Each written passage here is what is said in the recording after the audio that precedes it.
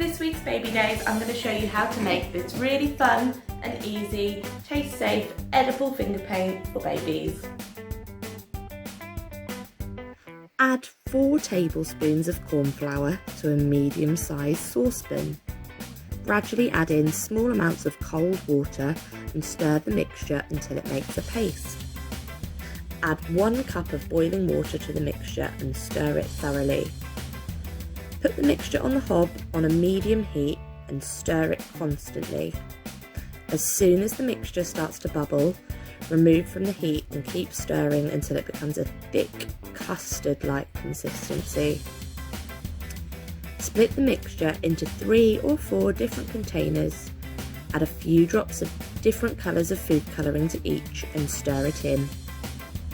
Finally, check the paint mixture has cooled down enough for baby to touch. Now you're ready to play with your finger paints.